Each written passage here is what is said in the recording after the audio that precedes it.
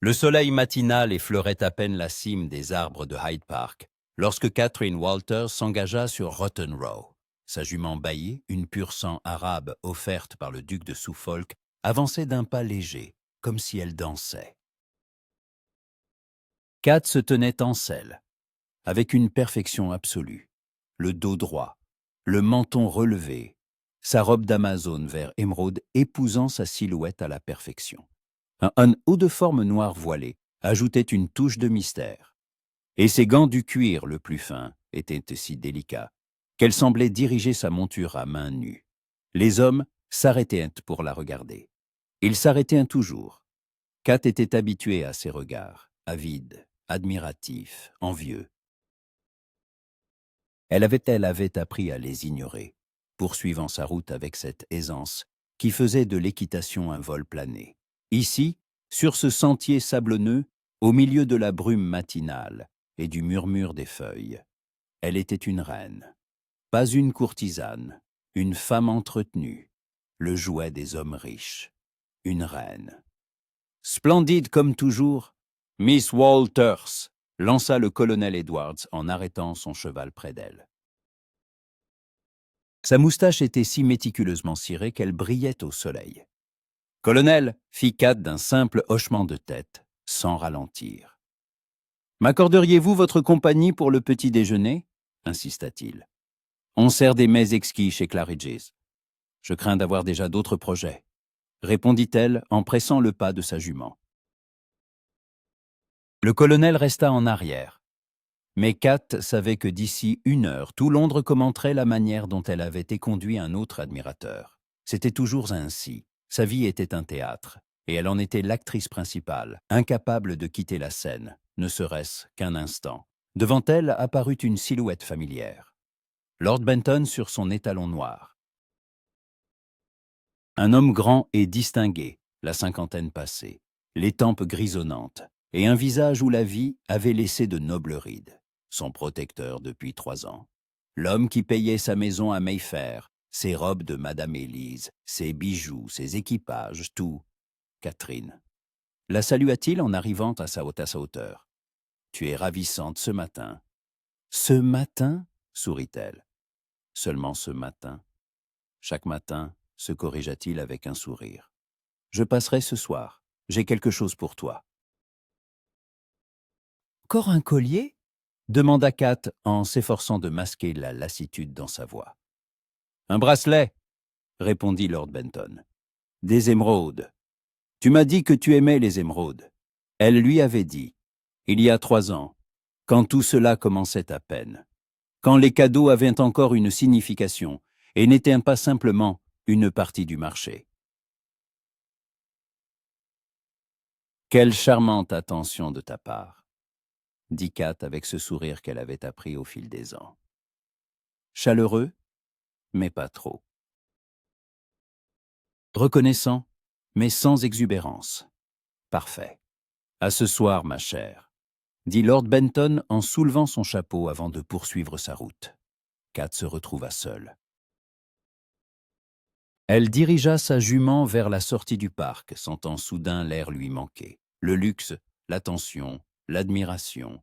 Tout cela lui parut soudain une cage dorée, veloutée, incrustée de diamants, mais une cage tout de même.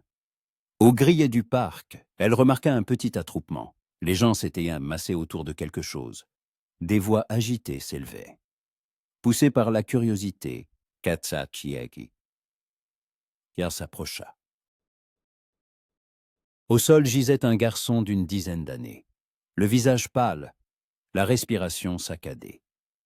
À côté de lui, une femme vêtue d'une simple robe grise, visiblement sa mère, sanglotait en pressant un mouchoir contre son visage.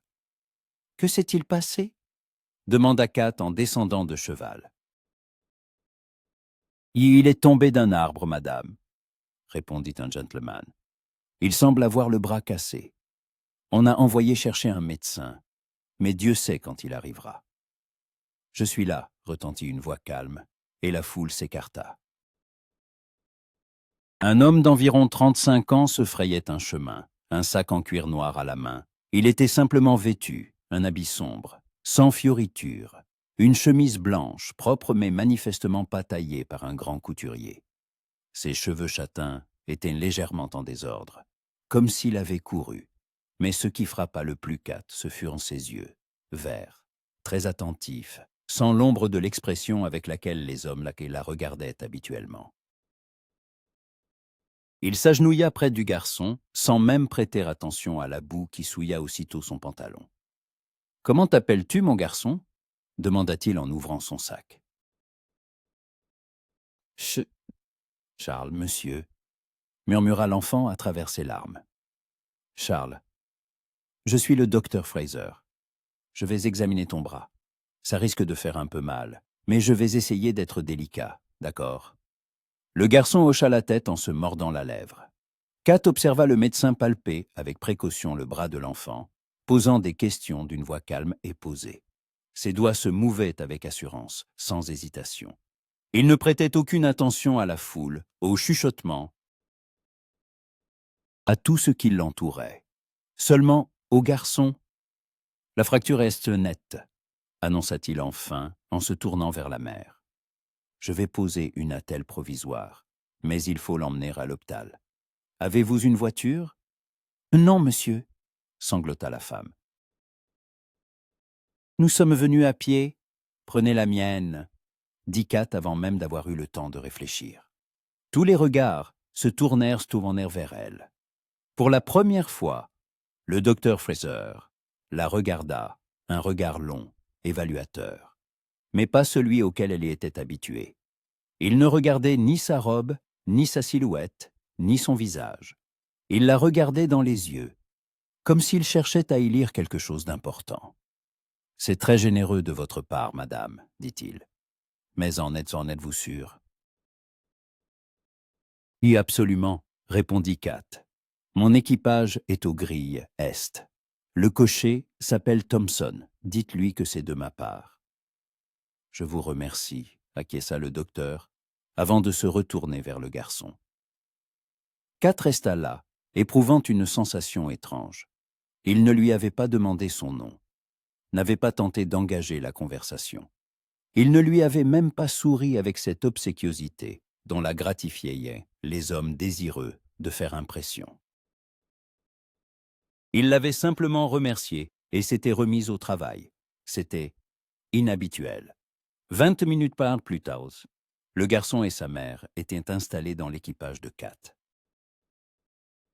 Le docteur Fraser s'assit à côté d'eux, soutenant le bras de l'enfant. Avant que la voiture ne démarre, il se pencha par la fenêtre. « Madame, » appela-t-il, « comment puis-je vous renvoyer votre équipage ?»« Envoyez-le au numéro 7 Curzon Street, » répondit Kat, « quand cela vous arrangera. » Il hocha la tête et l'équipage s'éloigna. Kat resta aux grilles du parc, tenant sa jument par la bride.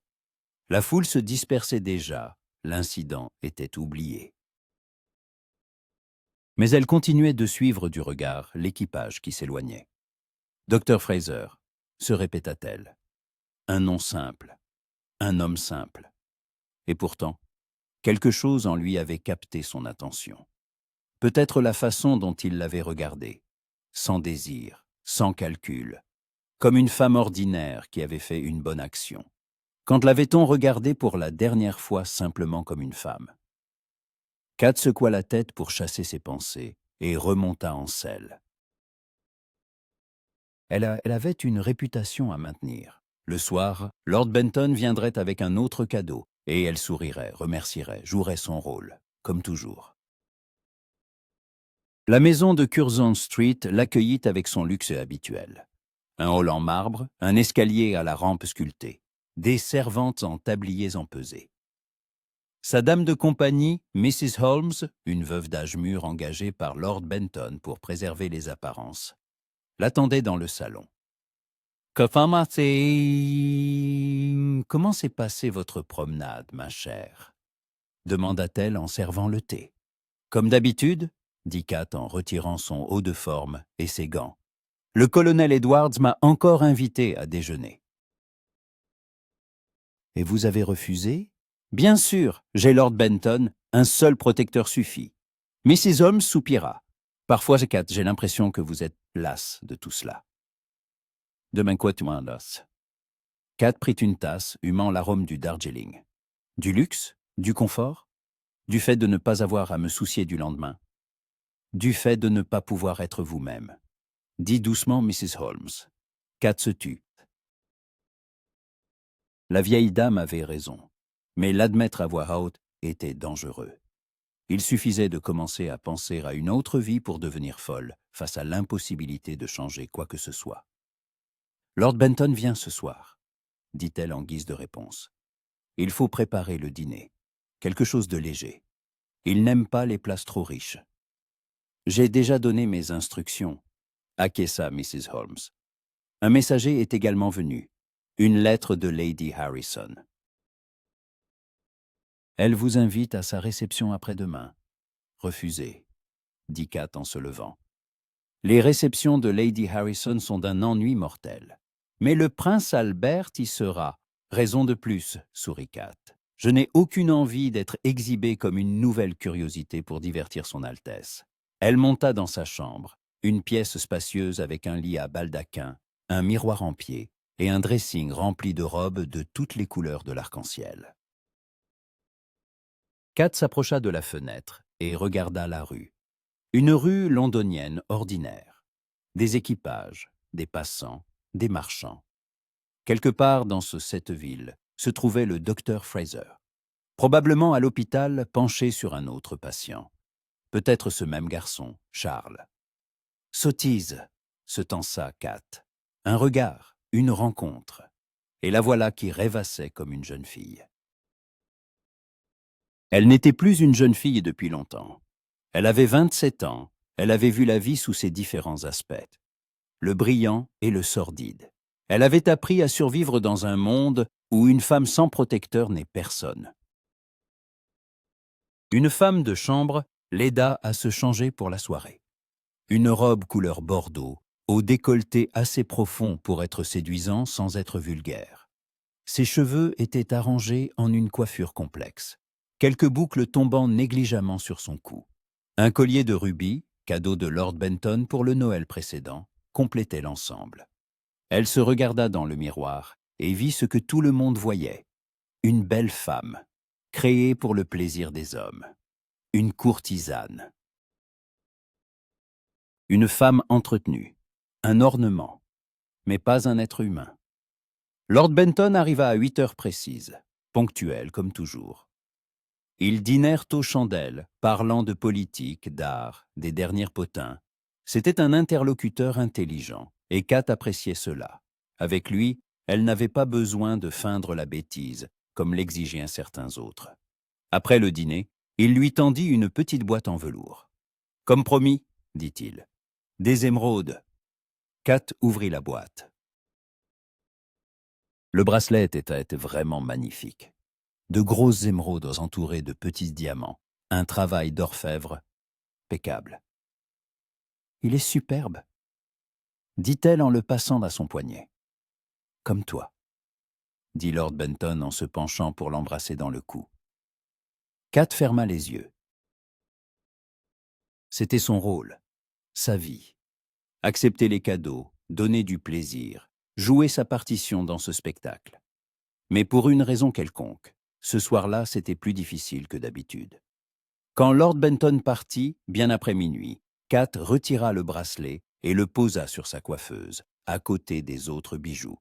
Une fortune, toute une vie enfermée dans ces pierres. Elle se coucha, mais le sommeil ne venait pas. Les pensées tourbillonnaient dans sa tête. Le médecin aux yeux verts.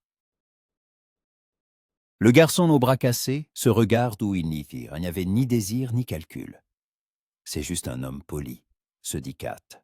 Rien de spécial. Mais quelque part au fond d'elle, dans cet endroit qu'elle avait appris depuis longtemps à ignorer, quelque chose de dangereux s'éveilla. L'espoir. Le lendemain, vers midi, le majordome annonça un visiteur. « Le docteur Fraser, madame. Il a ramené votre équipage et demande à vous voir pour vous remercier. » Le cœur de Kat eut un sursaut. Elle se força au calme. « Faites-le entrer dans le petit salon. Je descends tout de suite. » Elle vérifia rapidement son reflet. Une simple robe de jour couleur pêche, les cheveux lâchement relevés. Aucun bijou, à part une fine chaîne en or à son cou. Elle voulait avoir l'air ordinaire. Pas comme Catherine Walter, la canache à un quote 5. Juste comme Kat. Le docteur Fraser se tenait près de la fenêtre, observant le jardin. En entendant ses pas, il se retourna et s'inclina. « Madame, pardonnez-moi de vous déranger. Je tenais à vous remercier personnellement pour votre aide hier. »« Comment va le garçon ?» demanda Kat en entrant dans le salon. « Il se remet, » sourit le docteur. « La fracture était nette, comme je le pensais. Il a déjà pu rentrer chez lui. Sa mère m'a chargé de vous transmettre ses remerciements. »« J'en suis ravi, » dit Kat en s'asseyant et en lui désignant d'un fauteuil en face.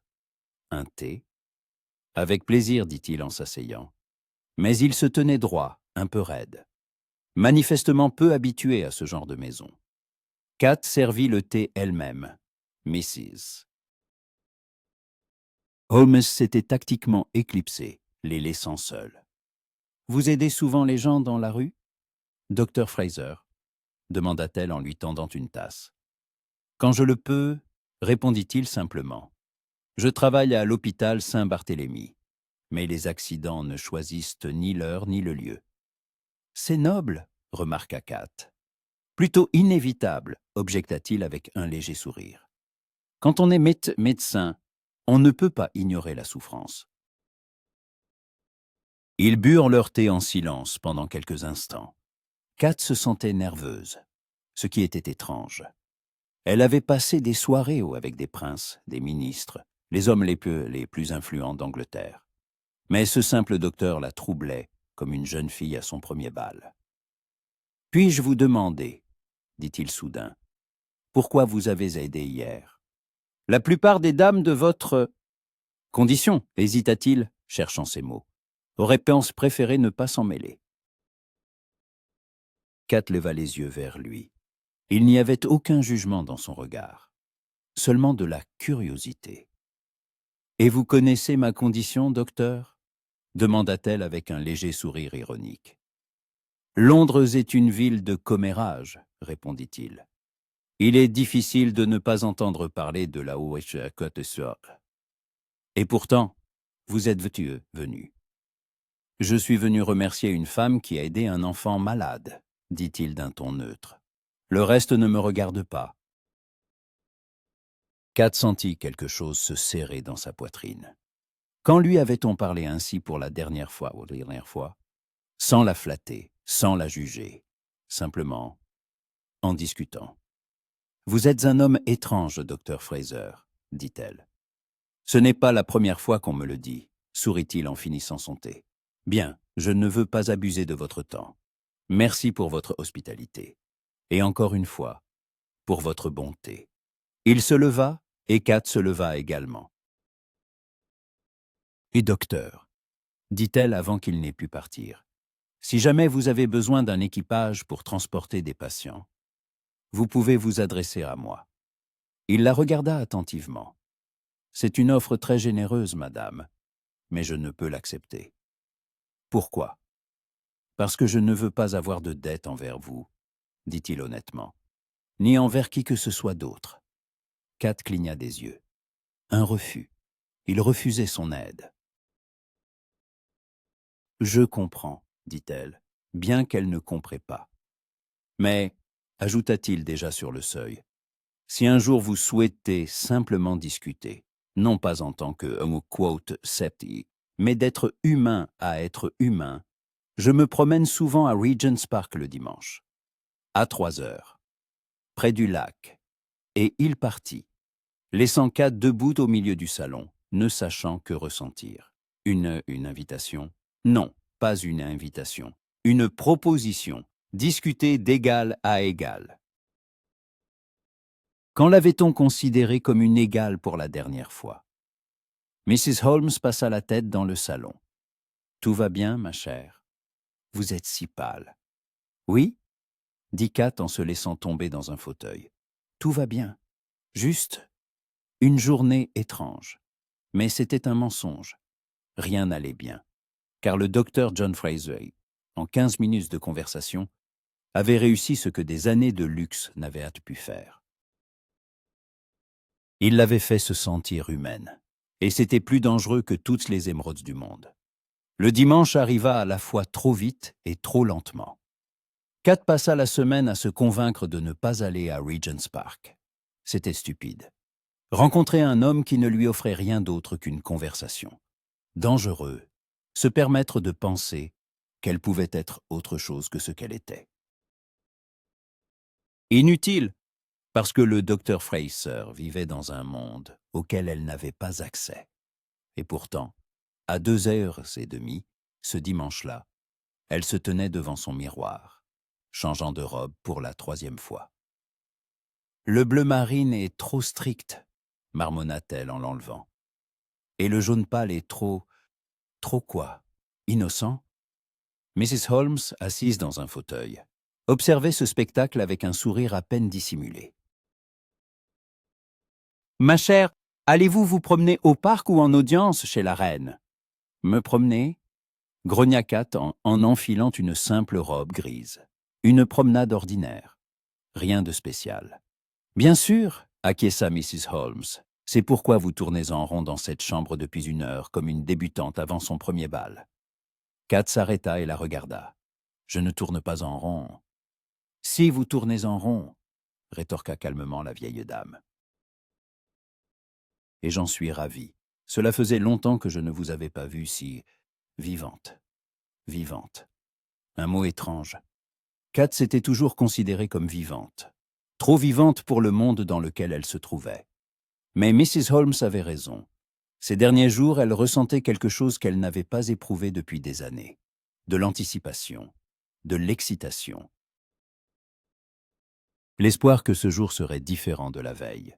« Ce n'est qu'une promenade », répéta Kat, plus pour elle-même que pour sa dame de compagnie. « Bien sûr, dit Mrs. Holmes en se levant. Je vais vous préparer une pèlerine légère. Le vent est frais aujourd'hui. » Kat quitta la maison sans équipage, décidant de marcher. On la reconnaissait dans la rue. Les chapeaux se soulevaient, les jupes s'écartaient, les regards la suivaient. Certains avec admiration, d'autres avec réprobation. Elle avait cessé de faire la différence depuis longtemps. Regent's Park était rempli de promeneurs du dimanche. Des familles avec des enfants, des couples, des gentlemen âgés nourrissant les canards. Une vie ordinaire, simple, à laquelle Kat n'appartenait pas. Elle arriva au lac et s'arrêta à l'ombre d'un vieil orme, regardant autour d'elle. Le docteur Fraser n'était nulle part en vue. Peut-être avait-il changé d'avis.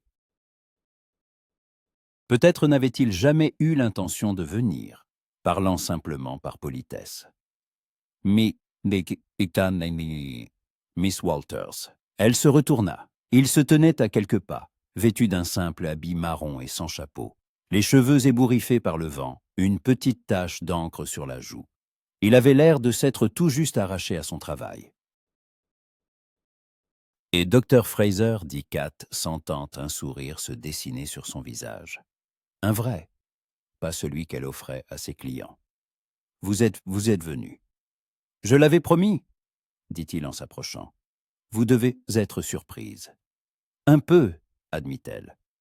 La plupart des hommes disent une chose et en font une autre. Je ne suis pas la plupart des hommes, dit-il simplement. Allons-nous promener? Ils longèrent le lac, lentement, sans se presser. Ils gardèrent le silence le silence quelques instants. Non pas un silence gênant, mais plutôt un silence paisible, où les mots ne sont pas nécessaires. « Comment s'est passée votre semaine ?» demanda enfin John. « Ordinaire ?» répondit Kat. « Promenades à cheval, réceptions, dîners. Cela semble épuisant. Cela semble luxueux, » corrigea-t-elle avec une légère ironie. Il la regarda. « Luxe et bonheur ne sont pas la même chose. » Kat s'arrêta. « Êtes-vous toujours aussi direct, docteur ?»« Pardonnez-moi, dit-il, l'air sincèrement désolé. C'est une mauvaise habitude. Quand on a affaire à la maladie, on apprend à appeler les choses par leur nom. Faire semblant peut coûter la vie. Et dans la vie ordinaire ? Demanda-t-elle. Faire semblant peut aussi coûter la vie ? Une autre vie, répondit John. Mais oui, c'est possible. Ils reprirent leur marche. Une canne et sa couvée de canetons traversèrent leur chemin, et Kat s'arrêta pour les observer, avec un sourire involontaire. « Vous aimez les animaux ?» demanda John. « Je n'y ai jamais pensé, » admit Kat. « Je n'ai jamais eu d'animaux de compagnie. » Lord Benton pense qu'ils abîment les meubles. Les meubles. Lord Benton est votre protecteur ? La voix de John ne contenait aucun jugement, seulement de la curiosité. Oui, dit Kat en relevant le menton, s'attendant à la réaction habituelle. Pitié, mépris ou intérêt dissimulé. Mais John hocha simplement la tête. « Est-il bon avec vous ?» La question était si inattendue que Kat éclata de rire. « Bon, il me donne une maison, des robes, des bijoux. Que faut-il de plus ?»« Le respect, » dit John, « la liberté. » Le droit de choisir. Kat se tut. Personne ne lui avait jamais demandé cela. Tout le monde supposait que si elle avait choisi cette vie, c'est que cela lui suffisait. « J'ai le choix, » dit-elle enfin. « J'ai choisi cette vie. Parmi toutes les options possibles, demanda-t-il doucement, ou entre celle-ci et la misère. Elle se tourna brusquement vers lui. « Vous ne me connaissez pas, docteur Fraser. Vous ne savez pas d'où je viens, ni ce que j'ai traversé. » « Vous avez raison, » acquiesça-t-il. « Je ne sais pas, mais j'aimerais savoir. Si vous acceptiez de me le dire. » Pendant quelques secondes, Kat le regarda, essayant de comprendre ce qu'il voulait. Tous les hommes voulaient quelque chose. Toujours.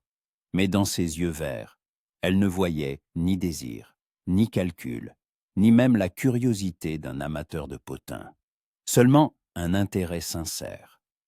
« J'ai grandi à Liverpool, commença-t-elle, s'étonnant elle-même. Ma mère était couturière. Je ne me souviens pas de mon père. Nous vivions dans 2 pièces au-dessus d'un bureau de tabac. Quand j'ai eu 15 ans, ma mère était morte de phtisie.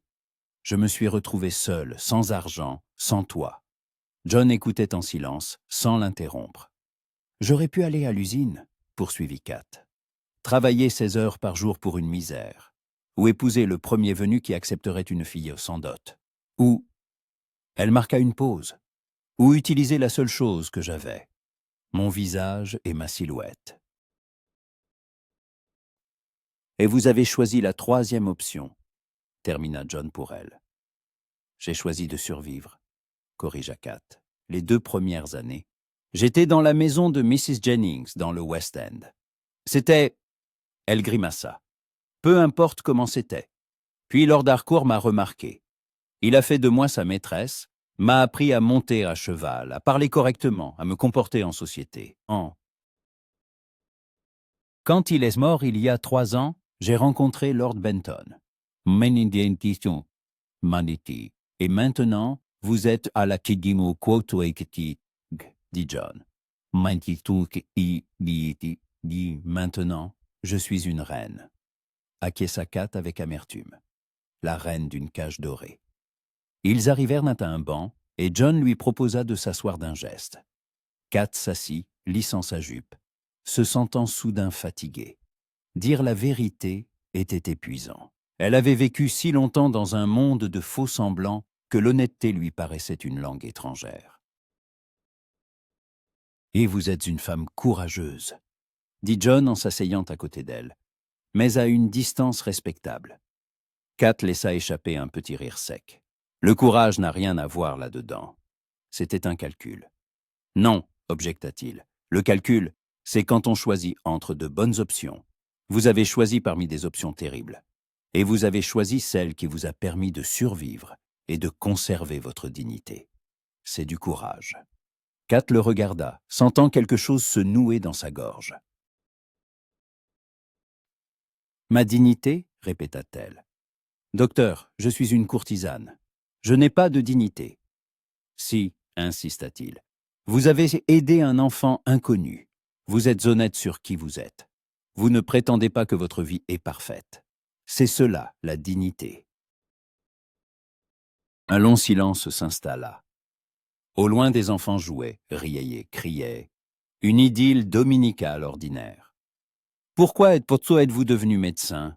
Demanda Kat, changeant de sujet. John sourit. Question juste. C'est mon tour de me confesser. Seulement si vous le souhaitez. Il s'adossa au banc, regardant les nuages. Mon père était apothicaire de village dans le Yorkshire.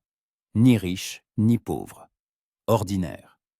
Il soignait les gens parce qu'il n'y avait personne d'autre pour le faire. Je l'ai vu aider, j'ai vu la gratitude de ceux qui ne pouvaient rien payer d'autre qu'une miche de pain ou un panier de pommes. J'ai compris que je voulais faire la même chose. C'est noble, remarqua Kat. Ou stupide, sourit John. J'aurais pu devenir le médecin des riches, soigner leurs gouttes et leurs maux imaginaires pour des honoraires exorbitants. Au lieu de cela, je travaille dans un hôpital où la moitié des patients ne peut pas payer du tout.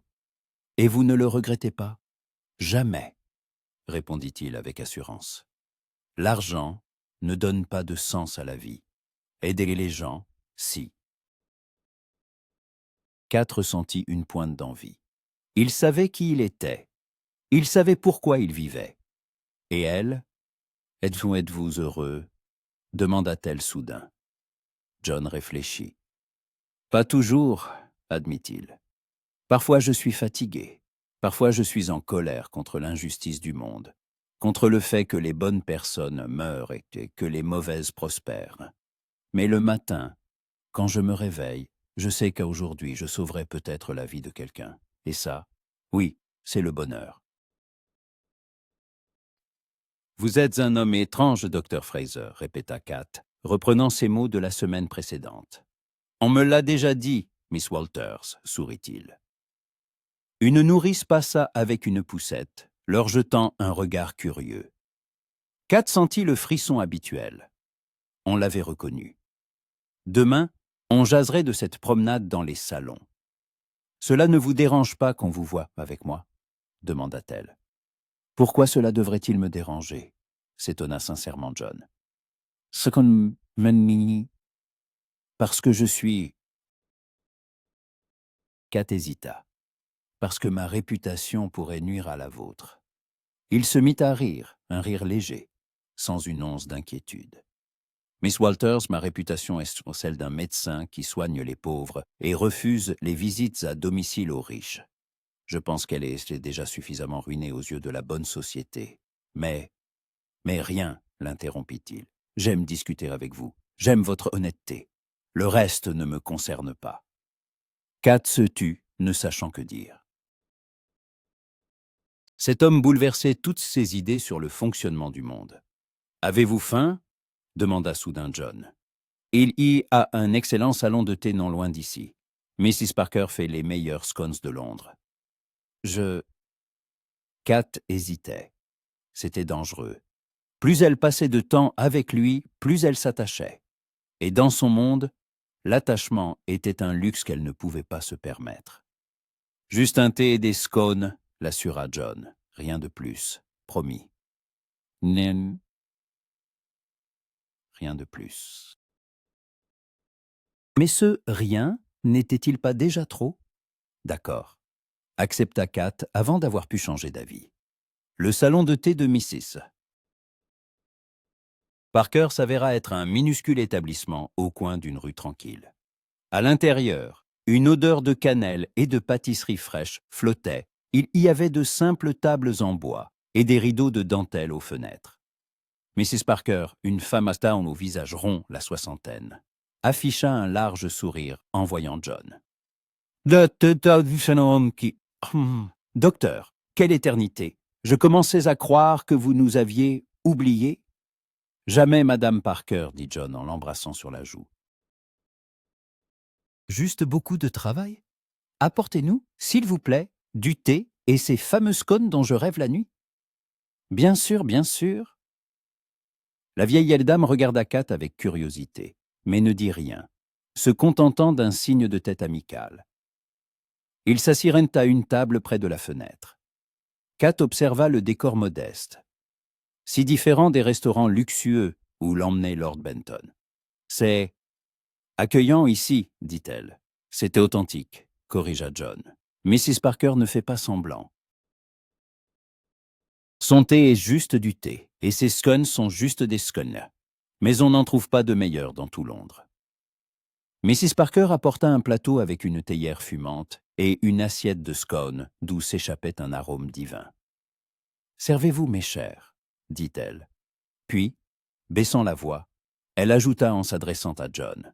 « Docteur, mon petit-fils tousse encore.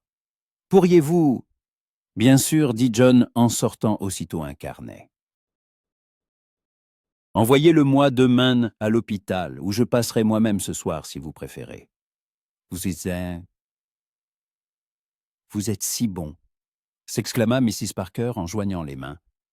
Je ne sais comment vous remercier. Avec ces scones, sourit John, il n'y a pas de meilleur paiement.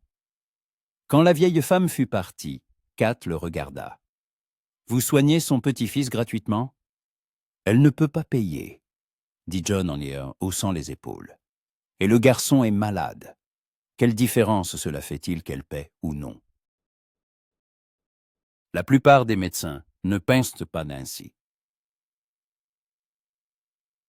Je ne suis pas la plupart des médecins, répéta-t-il la phrase qu'il avait déjà prononcée. Je vous l'ai déjà dit. Kat prit un scone, en croqua un morceau et ferma les yeux de plaisir. Mon Dieu, c'est vraiment délicieux. Je vous l'avais dit, fit John, l'air satisfait. Ils mangèrent en silence, un silence non pas gênant, mais agréable, paisible. Kat ne se souvenait pas de la dernière fois où elle s'était sentie si simple. Pas besoin d'être spirituelle, séduisante, charmante. Elle pouvait simplement être assise là, à boire du thé et à manger des scones. « Puis-je vous poser une question personnelle ?» demanda soudain John. « Vous en avez déjà posé plusieurs, » sourit Kat. « Mais allez-y. Avez-vous déjà pensé à partir, à quitter cette vie ?» Kat reposa son scone. « Chaque jour, admit-elle doucement. Et jamais. C'est une contradiction. C'est la vérité, objecta-t-elle. J'y pense. Je rêve. Mais les rêves et la réalité sont deux choses différentes. Où irais-je? Que ferais-je? Je n'ai aucune compétence à part… Elle fit un geste vague. À part celle que j'ai. Vous savez monter à cheval, dit John. Vous parlez plusieurs langues, à en juger par votre accent français qui s'est glissé dans la conversation. Vous vous y connaissez en art, en littérature. Ce sont des compétences, pas celles qui aident à gagner sa vie.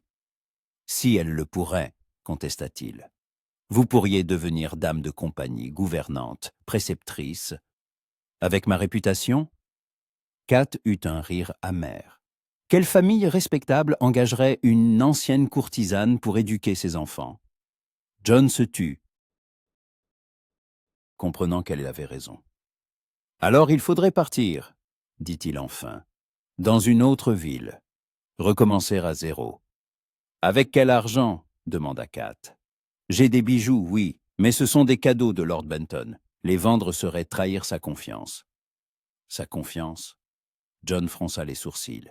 Il vous achète, Miss Walters, ce n'est pas de la confiance. C'est un marché? Kat sentit une pointe de colère. Vous ne comprenez pas, dit-elle sèchement. Lord Benton n'est pas seulement un protecteur. Il m'a sauvé d'une maison close.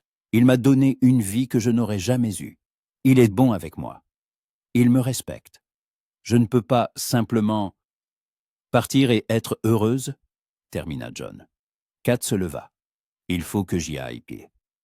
Attendez, dit John en se levant aussi. Pardonnez-moi. Je n'avais pas le droit de juger. Votre vie, vos choix. Je veux juste… Il hésita. Je veux juste que vous soyez heureuse. Pourquoi? Kat le regarda. Pourquoi est-ce important pour vous? Vous me connaissez à peine? Je ne sais pas, admit John honnêtement. Mais c'est important. Depuis ce jour au parc, quand vous avez donné votre équipage à un enfant malade sans penser à vous, j'ai vu en vous une personne qui mérite mieux qu'une cage dorée. Ils restèrent quelques secondes à se regarder. Le salon de thé était calme. Seul le tic-tac d'une horloge au mur se faisait entendre. « Je dois y aller », répéta Kat plus doucement. « Merci pour le thé. » Miss Walters, l'appela John alors qu'elle atteignait la porte. « Je serai là dimanche prochain. » Près du lac, à 3 heures. Si vous voulez, simplement discuter. Kat hocha la tête, sans rien promettre, et sortit. Dans la rue, elle s'arrêta, s'adossant à un mur, et ferma les yeux. Son cœur battait trop vite, elle avait une boule dans la gorge. Cet homme était dangereux, plus dangereux que tous les riches et les princes qu'elle avait connus, parce qu'il lui offrait ce qu'elle craignait le plus, l'espoir. À la maison, un mot de Lord Benton l'attendait. Il l'invitait à l'opéra le lendemain soir, une nouvelle production de Scotland Wars à Covent Garden, une loge, du champagne, un souper après. Kat plia le mot et regarda son reflet dans le miroir. Une belle femme dans une robe coûteuse, une femme entretenue, une courtisane, un ornement, et quelque part à l'hôpital Saint-Barthélemy. Il y avait un homme en habit taché d'encre qui ne voyait pas en elle un ornement, qui voyait un être humain. Et Kat ne savait pas ce qui l'effrayait le plus, rester dans sa cage ou essayer d'en sortir. Mais une chose était sûre. Dimanche prochain, elle retournerait au lac, parce que pour la première fois depuis des années, elle se sentait vivante, vraiment vivante. Covent Garden scintillait de 1000 feux lorsque l'équipage de Lord Benton s'arrêta devant l'entrée. Kat descendit, retenant la jupe de sa robe de soie bleu nuit, et sentit immédiatement des dizaines de regards se poser sur elle. Elle y était habituée. Être un objet d'attention, d'admiration, de réprobation. Ce soir, cela lui semblait particulièrement pesant. « Tu es magnifique », dit Lord Benton en lui offrant son bras. « Merci », répondit Kat, arborant son masque habituel de compagne parfaite. Leur loge se trouvait au 2e balcon, avec une vue imprenable sur la Seine et la salle. Lord Benton commanda du champagne, et ils s'assirent en attendant le début du spectacle. En bas, le public s'installait. Des dames en tenue somptueuse, des messieurs en habits de soirée, des éventails, des bijoux, des rires. « On dit que la nouvelle prima donna est excellente », remarqua Lord Benton en lui servant du champagne. « Signora Bellini, de Milan. »« Merveilleux », répondit Kat, regardant la salle sans rien voir. Ses pensées étaient dans un petit salon de thé d'une rue tranquille, à une simple table en bois, aux scones de Mrs. Parker et aux yeux verts d'un homme qui posait des questions dérangeantes. « Catherine », appela doucement Lord Benton, « tu es bien loin ce soir. » Elle se tourna vers lui, se forçant à sourire. « Pardonnez-moi, je suis juste un peu fatiguée. »« Peut-être devrais-tu moins monter à cheval le matin, suggéra-t-il. J'ai remarqué que tu avais l'air pâle ces derniers jours. »« Non, objecta Kat plus vite qu'elle ne l'aurait voulu. Je veux dire, l'équitation est la seule chose qui... » Elle s'interrompit. « Qui te rend heureuse ?» termina Lord Benton avec un sourire triste. Kat se tut.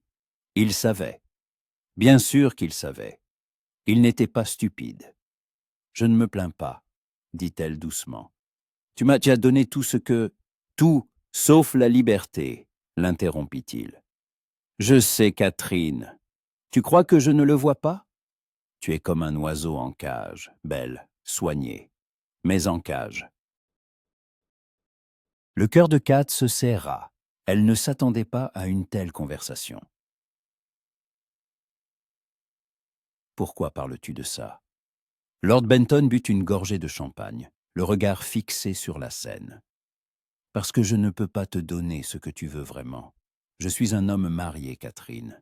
Ma femme vit dans notre domaine du Devon, malade, clouée au lit depuis 10 ans.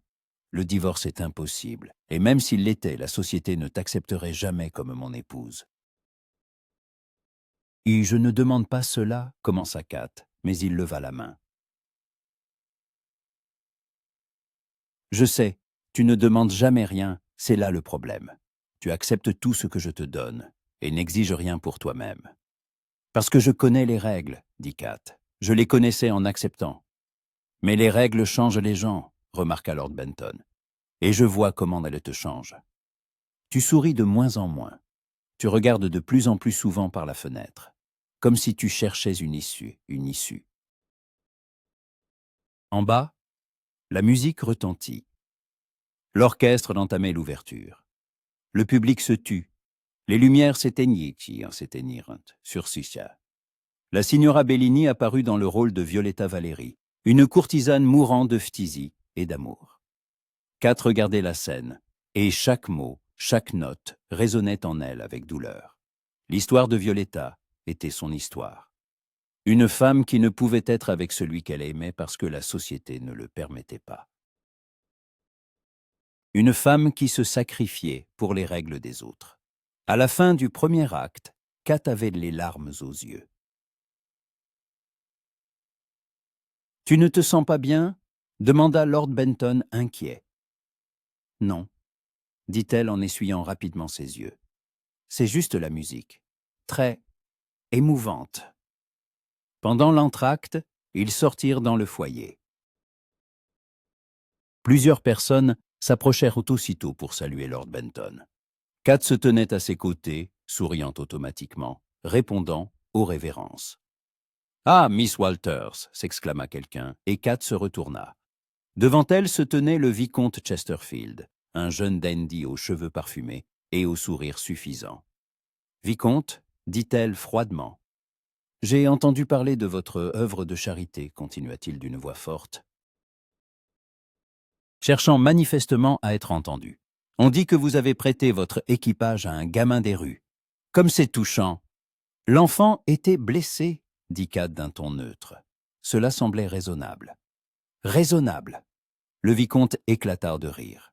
Chère Miss Walters, vous êtes une âme si charitable. Et l'on dit que le médecin qui a aidé le garçon a été fort charmé par votre générosité. Kat sentit un frisson la parcourir. Les rumeurs allaient donc déjà bon train. Je ne sais pas de quoi vous parlez, dit-elle en se tournant pour partir. Mais le vicomte poursuivit. Du docteur Fraser, bien sûr. On l'a vu chez vous. Et ensuite à Regent's Park, en votre compagnie. Quelle romance. La courtisane et le pauvre médecin. Lord Benton fit un pas en avant, le visage durci. Vicomte, surveillez votre langage.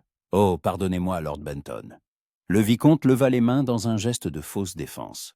Je ne voulais pas vous offenser. Je ne fais que répéter ce que tout Londres raconte. Alors tout Londres ferait mieux de s'occuper de ses affaires, trancha Lord Benton, et, prenant Kat par le bras, il l'entraîna au loin. De retour dans leur loge, Kat se laissa tomber sur son siège, sentant ses mains trembler. « N'y prête pas attention, dit Lord Benton. Chesterfield est un incorrigible bavard. »« Il a raison, murmura Kat. John, le docteur Fraser est bien venu me voir, et nous nous sommes bien vus au parc, mais pas comme il le pense. »« Comment, alors ?» demanda calmement Lord Benton. Kat le regarda. « Nous avons simplement discuté. De la vie, des choix, de... » Elle se tut. « Y du bonheur ?» suggéra Lord Benton. « Oui. » Il hocha la tête, comme s'il comprenait plus qu'elle n'en avait dit. « C'est un homme bien, ce docteur ?»« Le meilleur que je connaisse, » répondit Kat honnêtement. « Alors, » dit Lord Benton en lui prenant la main, « peut-être devrais-tu réfléchir à ce que tu veux vraiment. » Kat n'eut pas le temps de répondre. Le deuxième acte commençait. Sur sa scène, Violetta renonçait à son amour pour préserver la réputation de son amant. Elle chantait le sacrifice, la douleur, l'impossibilité d'être soi-même. Et Kat pleurait, sans plus chercher à se cacher. Après l'opéra, Lord Benton ne l'emmena pas souper comme prévu. Il ordonna au cocher de la ramener chez elle. « Tu as besoin de te reposer, dit-il, et de réfléchir. À quoi? À savoir si la cage dorée vaut la peine d'y rester. » À la maison, Kat trouva Mrs. Holmes dans le salon, bredant avec une sorte de fureur. « Comment était l'opéra » demanda la vieille dame sans lever la tête. « Triste » dit Kat en laissant tomber sa pèlerine. « Et trop vrai. »« Tous les bons opéras le sont, » remarqua Mrs. Holmes. « C'est pour ça que je ne les aime pas. Pourquoi regarder les souffrances des autres quand les miennes suffisent amplement ?» Kat se mit à rire, pour la première fois de la soirée. « Vous êtes une cynique, Mrs. Holmes. Une réaliste, ma chère. Une réaliste. » La vieille dame leva enfin les yeux. « Une lettre est arrivée pour vous. Sur la table. » Kat vit une enveloppe blanche sur un plateau d'argent. L'écriture était inconnue, ferme, nette, sans fioriture. Elle ouvrit la lettre et lut. « Chère Miss Walters, je vous prie de m'excuser pour ce dérangement. Je vous écris pour vous remercier encore une fois de votre aide. Le garçon, Charles, se rétablit bien. Je tiens également à m'excuser pour notre conversation au salon de thé. Je n'avais aucun droit de juger vos décisions ou de donner des conseils non sollicités. Votre vie est la vôtre et j'ai outrepassé mes droits. Si vous souhaitez discuter, vous savez où me trouver. Sinon, je comprendrai et ne m'en offusquerai pas. Avec mes respects, John Fraser. » Kat relut la lettre 2 fois. Il s'excusait d'avoir dit la vérité, de l'avoir forcée à réfléchir à des choses qu'elle préférait ignorer. « Mauvaise nouvelle » demanda Mrs. Holmes. « Non, » dit Kat en pliant la lettre. « Bonne, trop bonne. »« C'est du docteur. »« Comment le savez-vous » Mrs. Holmes eut un petit sourire. « Ma chère, je vis avec vous depuis 3 ans. Croyez-vous que je n'ai pas vu comment vous avez changé depuis cette rencontre au parc? Vous êtes comme une jeune fille qui tombe amoureuse pour la première fois. »« Je ne suis pas amoureuse, » protesta Kat. « Bien sûr que non, » acquiesça Mrs. Holmes avec ironie. « C'est pour ça que vous relisez sa lettre en la serrant contre votre cœur et que vous souriez comme une idiote. » Kat regarda ses mains et vit qu'elle tenait effectivement la lettre contre son cœur. Elle la reposa vivement sur la table. « C'est stupide. L'amour est souvent stupide, » remarqua Mrs. Holmes. « Mais cela ne le rend pas moins important. »« Je ne peux pas me permettre d'aimer, » dit Kat. « J'ai des obligations. »« Lord Benton est un homme bon, » l'interrompit Mrs. Holmes. « Mais il n'est pas celui qui vous rendra heureuse. Vous le savez. » Kat se laissa tomber dans un fauteuil. « Même si je voulais partir, où irais-je, John ? Le docteur Fraser ne m'a rien proposé. Il a juste parlé de liberté, de choix. Mais la liberté sans argent, c'est la misère. Et lui avez-vous demandé ?» Mrs. Holmes posa sa broderie.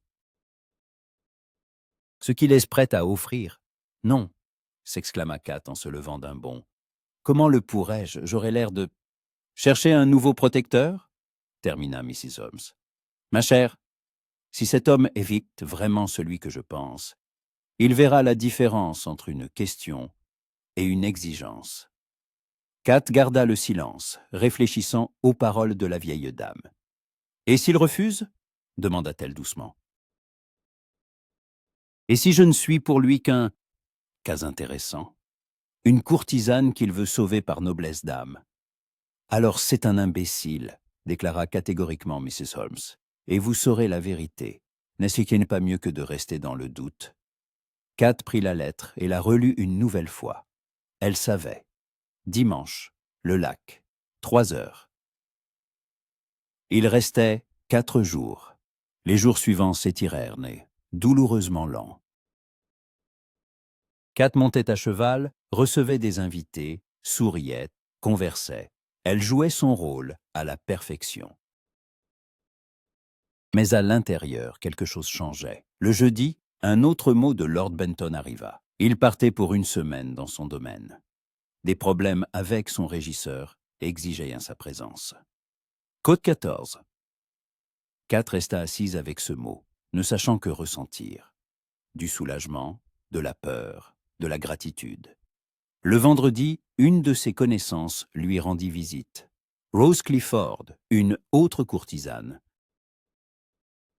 maîtresse du duc de Marlborough. Elles s'étaient rencontrées un an plus tôt lors d'une réception et se voyaient parfois pour le thé. « Kat, ma chérie !» s'exclama Rose en faisant irruption dans le salon, dans un nuage de parfums et de soie rose. « Il fallait absolument que je te voie. As-tu entendu les derniers potins ?»« Lesquels exactement ?» demanda Kat en servant le thé. « Il y en a tant. Sur toi et ce docteur. »« Sur toi. » Rose se laissa tomber dans un fauteuil, son éventail s'agitant. « Tout Londres en parle. »« Et que dit tout Londres ?» demanda Kat, lasse. « Que tu es amoureuse ?» dit Rose en se penchant, les yeux brillants de curiosité. « Que tu vas quitter Lord Benton pour un pauvre médecin. Est-ce que c'est vrai ?»« Non, » mentit Kat. « Nous sommes de simples connaissances. »« Oh, j'arrête !» Rose agita son éventail. « J'ai vu comment tu regardes par la fenêtre ces derniers jours. J'ai vu cette expression. Tu es amoureuse, ma belle. Pour la première fois depuis que je te connais. » Kat garda le silence. « Et que comptes-tu faire ?» demanda Rose plus doucement. « Je ne sais pas, » admit Kat. « Rose, as-tu déjà pensé à partir? À tout quitter ?» Rose se mit à rire, mais son rire était amer. « Chaque jour. »« Ma chérie, chaque jour que Dieu fait. Mais pour aller où? Dans la misère? À l'usine? Épouser un boutiquier qui me reprocherait mon passé jusqu'à la fin de ses jours. Et s'il y avait un homme qui ne te le reprocherait pas? Demanda Kat. Qui t'accepterait tel que tu es? Rose se tut, la regardant sérieusement. Alors je courais vers lui sans me retourner, dit-elle enfin. Et au diable toutes sorcières, ses bijoux et ses équipages. Parce que tout ça, ce ne sont que des choses, Kat. Mais un homme qui t'aime pour ce que tu es vraiment, c'est la seule chose qui compte. Après le départ de Rose, Kat monta dans sa chambre. Elle ouvrit sa garde-robe et regarda les rangées de robes. Soie, velours, satin, toutes les couleurs de l'arc-en-ciel. Puis sa coiffeuse, couverte de coffrets à bijoux. Rubis, émeraude, saphir. Une fortune. Elle pourrait les vendre. Commencer une nouvelle vie quelque part, loin, dans une petite ville où personne ne la connaîtrait. Mais ensuite, vivre de cet argent pendant 1 an, 2, et après. Kat s'approcha de la fenêtre et regarda Londres, la ville des lumières, des opportunités, des illusions. Cotomancy avait demandé Lord Benton. Elle voulait être elle-même, simplement elle-même. Pas une reine, pas un ornement, pas un jouet, elle-même. Et elle voulait un homme qui voyait en elle cette vie. Le samedi soir, alors que Mrs. Holmes dormait déjà, Kat s'assit à son bureau et prit une plume. Elle fixa longuement la feuille de papier vierge. Puis elle commença à écrire. « Cher docteur Fraser, merci pour votre lettre. Vous n'avez pas à vous excuser. Vous avez dit la vérité, et la vérité n'exige pas d'excuses. Je serai au parc demain, près du lac, à 3 heures. Nous devons parler. De beaucoup de choses. C'est W. » Elle scella la lettre et la posa sur le plateau pour le courrier du matin. Demain, un domestique la porterait à l'hôpital Saint-Barthélemy. Demain, tout changerait. Kat se coucha, mais le sommeil ne venait pas. Dans sa tête tourbillonnaient les pensées, les peurs, les espoirs. Et si elle se trompait? Si John n'était pas celui qu'elle croyait? Si elle ruinait sa vie pour une illusion? Mais si elle ne se trompait pas? Si c'était sa seule chance de connaître le vrai bonheur? Dehors, Londres s'endormait. Les lanternes s'éteignaient. Les bruits s'estompaient. Et Kat, allongée, serrant son oreiller contre sa poitrine. Imaginez le lendemain. Le lac, 3 heures, John. Et la conversation qui déterminerait tout son avenir.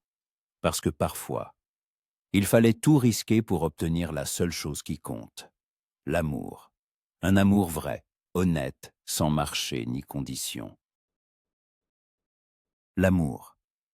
Et pour la première fois depuis de nombreuses années, Kat se permit de croire qu'elle le méritait. Le dimanche matin, Kat se trouva dans un état proche de la panique. Elle essaya la moitié de sa garde-robe, rejetant une robe après l'autre. Trop voyante, trop modeste, trop chère. Il penserait qu'elle se vante. Trop simple. Il penserait qu'elle fait semblant.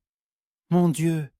gémit-elle en s'asseyant sur le lit, vêtue seulement de son corset et d'un jupon. C'est insupportable. Mrs. Holmes, debout sur le seuil, observait ce chaos avec une joie à peine dissimulée. « Ma chère, vous allez rencontrer un homme qui vous a vu au parc dans une robe ordinaire. Pensez-vous qu'il se soucie de ce que vous portez ? Moi, je m'en soucie, répondit Kat. Je veux avoir l'air. Je ne sais pas, de moi-même. Mais qui suis-je ? Mrs. Holmes s'approcha de la garde-robe, examinant les robes d'un air songeur.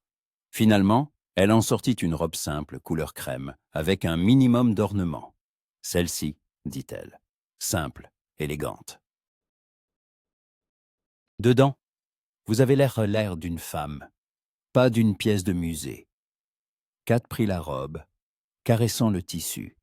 C'était l'une des moins chères de sa collection. Un cadeau de Lord Benton lors de leur toute première rencontre, quand il ne connaissait pas encore ses mesures, ni ses goûts. « D'accord, » accepta-t-elle. À 2h30, Kat était prête. La robe lui allait parfaitement. Ses cheveux étaient relevés en un simple chignon. Aucun bijou à part une fine chaîne en or. Elle se regarda dans le miroir et vit ce qu'elle voulait voir. Une femme ordinaire. Pas la reine de Rotten Row, juste Kat. « Vous êtes magnifique, » dit Mrs. Holmes. « Allez-y, et soyez honnête avec lui et avec vous-même. » Le chemin jusqu'à Regent's Park lui parut à la fois trop long et trop court. Kat marchait lentement, répétant ces phrases dans sa tête. Que dirait-elle ? Comment commencerait-elle la conversation ? Côte 18, trop direct. Côte nientis. On dirait une proposition d'affaires. Aidez-moi. Trop désespéré. Elle arriva au lac à 3 heures précises. John était déjà là, debout au bord de l'eau, nourrissant les canards avec du pain. Il portait le même habit marron que la fois précédente, les cheveux en désordre, comme toujours. Il avait l'air si ordinaire, authentique. En entendant ses pas, il se retourna et son visage s'illumina d'un sourire. « Vous êtes venu, » dit-il, et sa voix trahissait son soulagement. « Je craignais que ma lettre ne vous ait fait fuir. »« Au contraire, » dit Kat en s'arrêtant à quelques pas de lui. « Elle m'a fait réfléchir. »« À quoi ?»« À beaucoup de choses. » Elle regarda les canards. « Puis-je en nourrir aussi ?» John lui tendit un morceau de pain et leurs doigts se frôlèrent. Un contact bref, mais Kat sentit quelque chose s'éveiller en elle. Ils jetèrent du pain aux canards en silence pendant quelques minutes. Le silence était confortable, mais Kat sentait la tension monter. « John », commença-t-elle, l'appelant pour la première fois par son prénom sans titre. « Je dois vous dire quelque chose. Je vous écoute. » Kat prit une profonde inspiration. « Vous m'avez demandé la semaine dernière si j'avais déjà pensé à partir. J'ai répondu « chaque jour et jamais ». C'était la vérité, mais pas toute la vérité. John se tourna vers elle, lui accordant toute son attention. « La vérité, » poursuivit Kat, « c'est que j'avais peur d'y penser sérieusement. Parce que les rêves sont dangereux. Ils vous font désirer ce que vous ne pouvez pas avoir. Mais après notre conversation, après l'opéra, après... » Elle se tut, Je ne peux plus m'empêcher d'y penser. À partir à une autre vie, précisa Kat. Une vie où je ne suis pas une marchandise, pas un ornement, juste une personne. Vous êtes une personne, dit John doucement. Vous l'avez toujours été? Pour vous, sort-vous peut-être, sourit tristement Kat. Pour les autres, je ne suis qu'une belle chose que l'on peut posséder. John fit un pas vers elle. Kat, dit-il, l'appelant lui aussi par son prénom. Et cela sonna si intime qu'elle en eut le souffle coupé. Je ne peux pas vous offrir ce que Lord Benton vous offre. Je n'ai pas de manoir à Mayfair, pas d'équipage, pas de bijoux. Je vis dans un modeste appartement au-dessus de l'hôpital. Mes revenus couvrent à peine mes dépenses. Je soigne la plupart de mes patients gratuitement. Je sais, murmura Kat, mais, continua-t-il, je peux vous offrir l'honnêteté, le respect, le droit d'être vous-même. Et, il hésita, et mon cœur, si vous en voulez. Kat sentit les larmes lui monter aux yeux. Vous comprenez ce que vous dites. Je suis une courtisane. Mon passé, ma réputation. Votre passé a fait de vous ce que vous êtes, l'interrompit John. Forte, survivante, honnête. Je ne vous aime pas malgré votre passé. Je vous aime avec votre passé. Vous... quoi? Kat se figea. John lui prit les mains. Je vous aime, Catherine Walters. Je suis tombé amoureux de vous ce jour-là, au parc, quand vous avez donné votre équipage à un enfant malade sans hésiter. Je suis tombé amoureux de votre intelligence, de votre honnêteté, de votre force, de la façon dont vous riez, de la façon dont vous regardez le monde, en voyant ses défauts, mais sans jamais cesser d'espérer. Les larmes coulaient sur les joues de Kat, et elle n'essaya pas de les arrêter. « Je ne mérite pas ça, » murmura-t-elle. « Vous ne savez pas tout. »« Alors racontez-moi, » demanda John. « Racontez-moi tout, le pire, et laissez-moi décider si vous le méritez ou non. » Kat recula, essuyant ses larmes. « Vous voulez savoir le pire? Très bien. » Elle se tourna vers le lac, incapable de le regarder. La première fois, j'avais 16 ans. Un homme 2 fois plus âgé que moi a payé Mrs. Jennings pour une vierge. J'ai pleuré toute la nuit. Mais le lendemain matin, je me suis levé, je me suis lavé, et je suis allé servir le client suivant. Parce que sinon, on m'aurait mis à la rue. Elle entendit John prendre une inspiration, mais il ne dit pas un mot.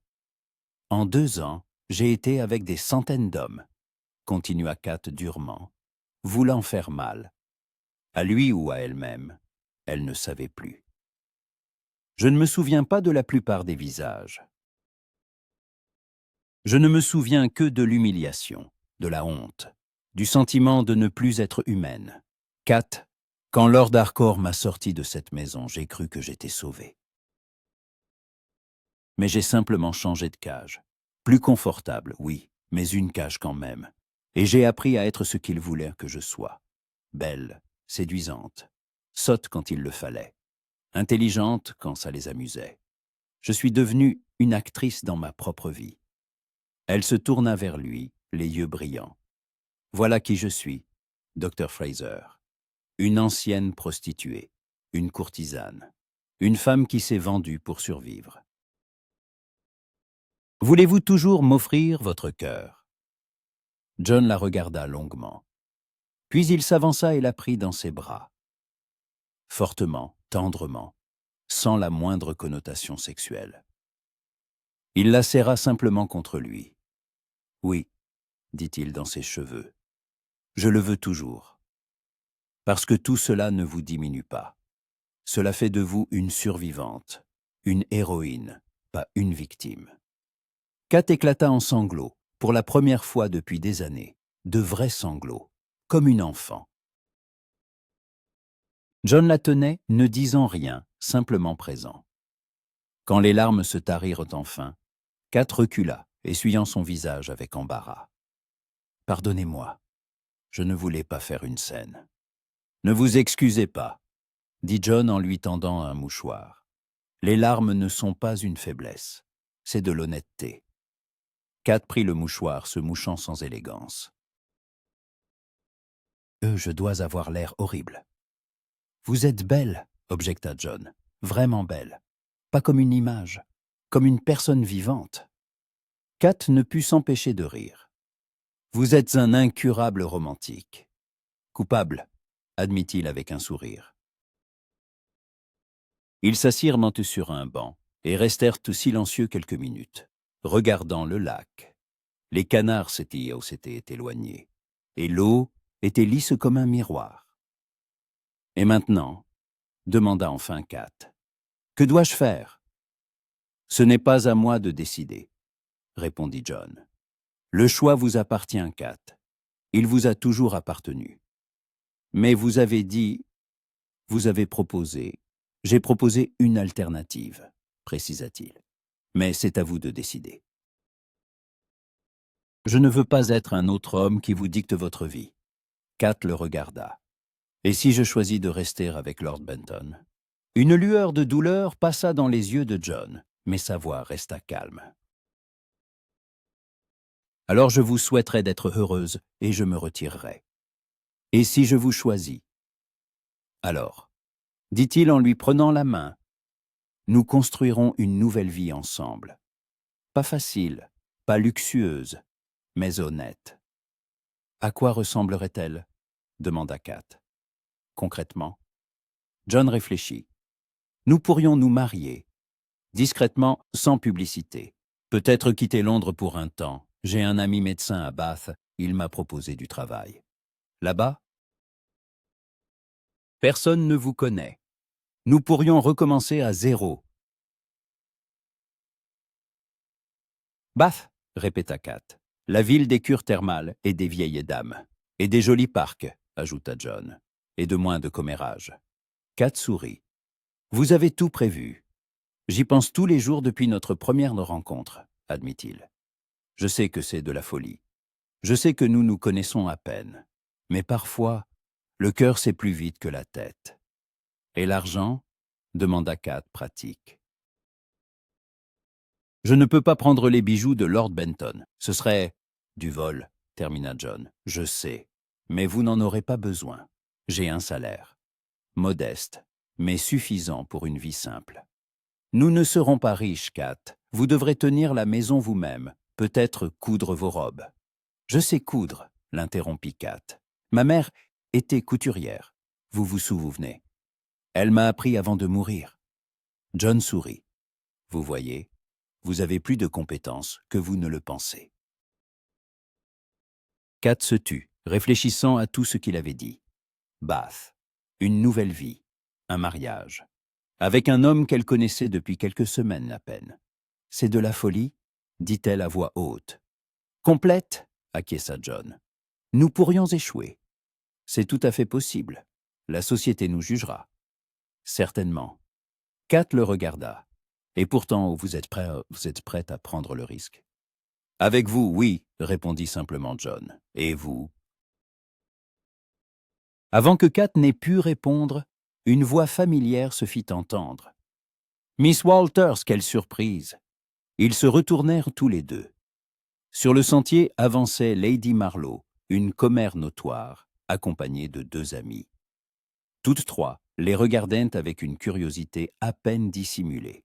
« Lady Marlowe » dit Kat en se levant, arborant automatiquement son masque de politesse. « Et voici le docteur Fraser. »« N'est-ce pas, qu'est-ce pas ?» continua Lady Marlowe en s'approchant. « Les rumeurs ne m'entêtaient pas. Vous voyez vraiment. Comme c'est romantique. »« Nous discutons simplement, » dit Kat froidement. « Bien sûr, dit Lady Marlowe avec un sourire venimeux. « Vous discutez. Au parc, seul, rien de répréhensible. » John se plaça à côté de Kat. « Et Lady Marlowe si vous insinuez quelque chose d'inconvenant. » Oh, je n'insinue rien, docteur, s'exclama Lady Marlowe. Je ne fais que constater des faits, qui, j'en suis sûr, intéresseront beaucoup de monde, surtout Lord Benton. Kat sentit un frisson la parcourir. Vous allez répandre des rumeurs? Moi, Lady Marlowe posa une main sur sa poitrine.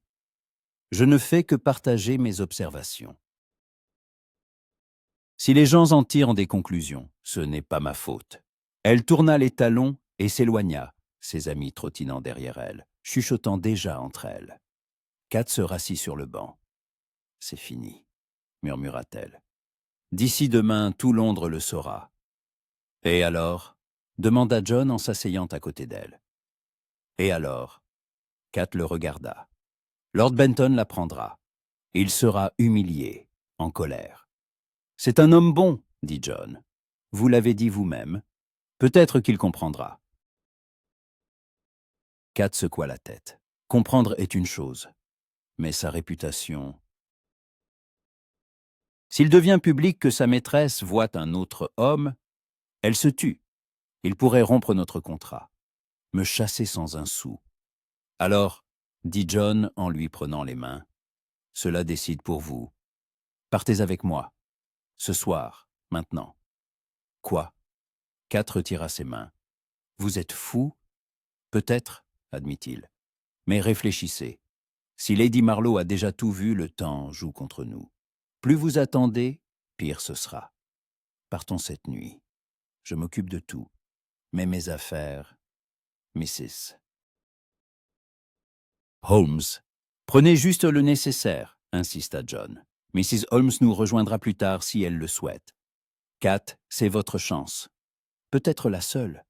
Kat le regardait, le cœur battant si fort qu'elle l'entendait dans ses oreilles. Fuir. Ce soir. Avec un homme qu'elle connaissait à peine.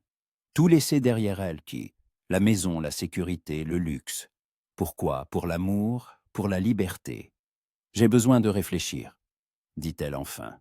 Bien sûr, acquiesça John.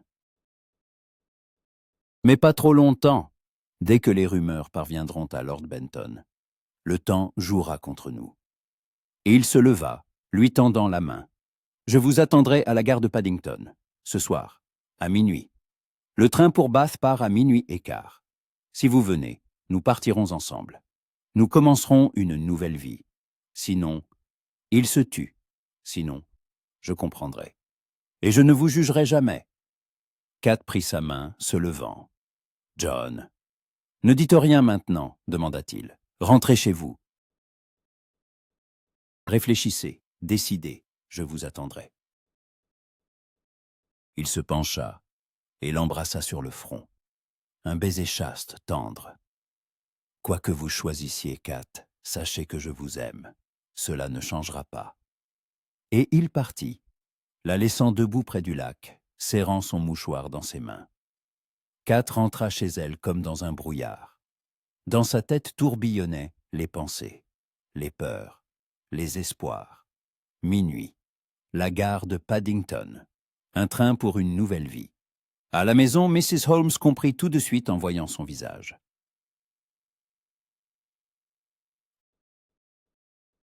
Il s'est passé quelque chose. Il m'a proposé de partir, dit Kat en s'asseyant dans un fauteuil.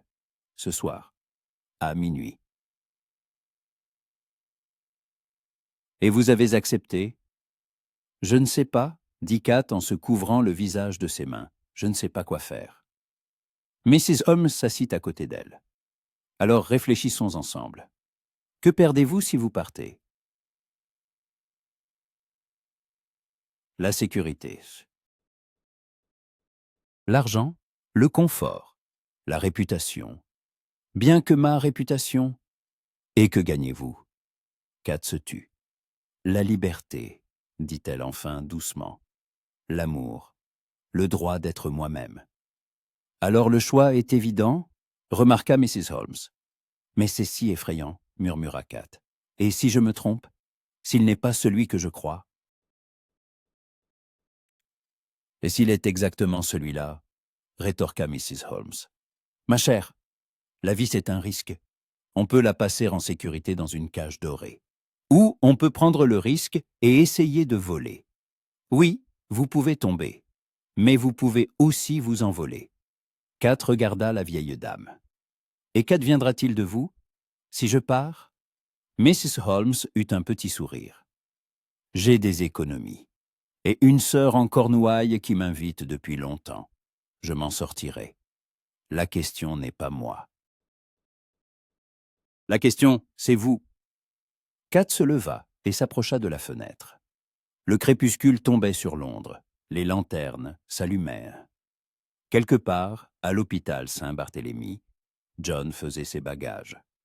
Se préparait à fuir. Pour une nouvelle vie. Avec elle. Ou sans elle. « Aidez-moi à faire mes bagages, » dit Kat sans se retourner. « Juste le nécessaire. Nous partons cette nuit. » Mrs. Holmes sourit. « Voilà du courage, enfin !» Elles travaillèrent vite, en silence.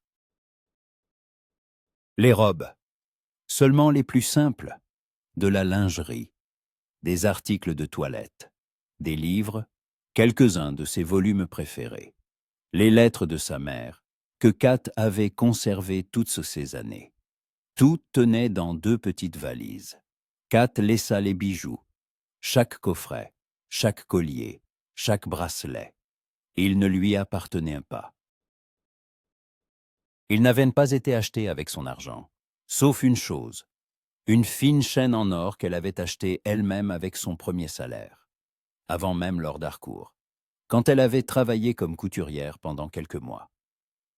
La seule chose qui était vraiment à elle. « C'est prêt, » dit Kat en fermant la valise. L'horloge indiquait 10h, assez de temps pour se rendre à la gare. Mrs. Holmes la serra dans ses bras. « Sois heureuse, ma chérie, tu le mérites. » « Merci, » dit Kat en se blottissant contre elle. « Pour tout. Écris-moi quand tu seras installé. Mommy. » Promis. Kat descendit, ordonnant à un domestique d'appeler un fiacre. Quand la voiture arriva, elle jeta un dernier regard à la maison. Numéro 7, Curzon Street, sa cage des 3 dernières années. « Adieu, » murmura-t-elle en montant dans la voiture. Paddington l'accueillit avec de la vapeur, de la fumée et de l'agitation. Même à cette heure, il y avait beaucoup de monde. Les derniers trains, ceux qui attendaient, ceux qui disaient au revoir. Kat descendit de la voiture, regardant autour d'elle. Où était John? Kat? Elle se retourna et le vit, courant vers elle à travers la foule. Il portait le même habit marron, une valise usée à la main. « Vous êtes venu, » souffla-t-il en s'arrêtant. « Je craignais. J'avais peur aussi, » admit Kat. « J'ai toujours peur. » John lui prit la main. « Alors ayons peur ensemble. » Au loin, un sifflet retentit. « Le train part dans 10 minutes, » dit John. « Prête ?» Kat le regarda, ses yeux verts, pleins d'espoir et de peur. L'homme qui ne lui avait pas offert le luxe, mais la liberté. Pas des bijoux, mais l'amour. « Prête ?» répondit-elle, et ils se dirigèrent vers le train, main dans la main, vers un avenir inconnu. Derrière eux, restait la cage dorée. Devant eux, il y avait la liberté, et c'était effrayant, excitant, insensé. Mais pour la première fois de sa vie, Kat sentait qu'elle vivait vraiment. Elle ne jouait pas un rôle. Elle ne faisait pas semblant. Elle vivait. Le train grondait dans la nuit, tanguant sur les joints des rails. Kat était assise près de la fenêtre dans un compartiment de 3e classe. Des bancs en bois dur, une odeur de charbon et de corps mal lavés. Les pleurs d'un nourrisson quelque part dans le wagon voisin. Si différent des fauteuils moelleux de la première classe auxquels elle était habituée. En face, John somnolait, la tête penchée sur le côté, les mains croisées sur sa poitrine. Même dans son sommeil, il avait l'air fatigué, des cernes sombres sous les yeux, un pli entre les sourcils. Kat le regardait et pensait. Qu'ai-je fait? Dehors, les lumières de rares villages défilaient. L'Angleterre dormait, ignorant que quelque part dans ce train, une femme changeait de vie, laissant tout derrière elle pour un homme qu'elle connaissait depuis moins d'un mois. « Vous ne dormez pas », dit John en ouvrant les yeux. Kat sursauta. « Je vous croyais endormi. »« J'essayais, » dit-il en se redressant, se massant le cou. « Ces bancs sont faits pour la torture, pas pour le repos. »« Avant, je voyageais en première classe, » dit Kat avant de pouvoir se mordre la langue. Un silence gêné s'installa. « Pardon, » ajouta-t-elle précipitamment. « Je ne voulais pas. »« Ne vous excusez pas, » dit John en se penchant en avant. « Kat, je sais ce que vous avez laissé. Je sais que c'est difficile. Si vous avez changé d'avis... »« Non, » l'interrompit-elle. « Non, je n'ai pas changé d'avis. C'est juste que... je m'habitue. » Il lui prit la main. « Il faut du temps. » « Je ne m'attends pas à ce que vous tombiez amoureuse de la vie modeste en un instant. Juste. Donnez-lui une chance. Donnez-nous une chance. » Kat hocha la tête, serrant ses doigts. Le train arriva à Bath à l'aube. La ville les accueillit avec du brouillard et une odeur de soufre provenant des sources chaudes. John engagea un porteur pour les valises, et ils marchèrent dans les boissées, dans les rues étroites, jusqu'à l'appartement qu'il avait loué à l'avance, par correspondance avec son ami, le docteur Wilson. L'appartement se trouvait au 3e étage d'un vieil immeuble de Gay Street. 2 pièces, une minuscule cuisine, des fenêtres donnant sur une cour. Le mobilier était simple, un lit, une table, 2 chaises, une armoire. Tout était propre, mais impersonnel. « Je sais, ce n'est pas un palais, » dit John en entrant les valises. « Mais nous pouvons le rendre plus accueillant. Nous achèterons des rideaux, peut-être des fleurs. »« C'est parfait, » mentit Kat en regardant autour d'elle. La pièce faisait la taille de son ancien dressing. John la regarda, et ses yeux trahissaient sa compréhension. « Kat, vous êtes épuisée. Allongez-vous, reposez-vous. Je vais faire quelques courses. Il nous faut un petit déjeuner. Je peux venir avec vous. »« Reposez-vous, » insista-t-il. « Nous aurons le temps pour tout. » Quand la porte se referma derrière lui, Kat s'assit sur le lit. Le matelas était dur, la couverture en laine rêche. Elle ferma les yeux, et soudain tout lui tomba dessus. La fatigue, la peur, les doutes. Qu'avait-elle fait? Quitter la sécurité pour quoi? L'amour. Mais si l'amour ne suffisait pas, si dans 1 mois, 2, 1 an, elle se mettait à haïr cette vie, à le haïr, lui, pour l'avoir sorti de sa cage sans lui donner d'aile. Les larmes coulèrent d'elles-mêmes. Kat pleurait doucement, le visage enfoui dans un oreiller qui sentait le savon d'un autre. John revint 1 heure plus tard avec un panier de provisions. Il la trouva endormie, le visage encore humide de larmes. Il posa doucement le panier, la couvrit et se rendit à la cuisine. Kat se réveilla à l'odeur de feu frit. Elle s'assit, regardant autour d'elle, désorientée. Où était-elle? Ah oui, Bath, la nouvelle vie. « Bonjour », dit John en passant la tête par la porte. Ou plutôt... « Bonne journée, vous avez dormi 4 heures. Vous avez faim ?» Kat se leva, lissant sa robe froissée. Très, dans la cuisine, sur la table, il y avait des assiettes avec des œufs au plat, du pain grillé, des tomates. Un repas simple, mais l'odeur était divine. « Vous savez cuisiner », s'étonna Kat. « Un célibataire doit apprendre, » sourit John. « Sinon, il meurt de faim. Asseyez-vous, avant que ça ne refroidisse. » Ils mangèrent en silence. Kat essaya de se souvenir de la dernière fois qu'elle avait mangé dans une cuisine, et non dans une salle à manger avec des domestiques. Il y a longtemps, très longtemps. « Cet après-midi, je rencontre le docteur Wilson, » dit John, « pour discuter des détails de mon travail. Voulez-vous m'accompagner ou préférez-vous vous reposer? Je vous accompagne, décida Kat. Il faut que je m'habitue à la ville. Le docteur Wilson les reçut dans son cabinet, dans une petite clinique de Milsom Street. C'était un homme âgé, avec des favoris grisonnants et des yeux bienveillants. « C'est Mtalingi Fraser, dit-il en serrant chaleureusement la main de John. « Ravi que tu aies accepté ma proposition. Et voici sans doute votre fiancée, dit rapidement John. Miss Catherine Walters. Nous nous marions la semaine prochaine. » Kat faillit s'étouffer. « Fiancée? Félicitations, dit le docteur Wilson en lui serrant la main. Bienvenue à Bath, Miss Walters. Y merci, parvint à articuler Kat, lançant un regard interrogateur à John. Plus tard, sur le chemin du retour, elle ne put se retenir.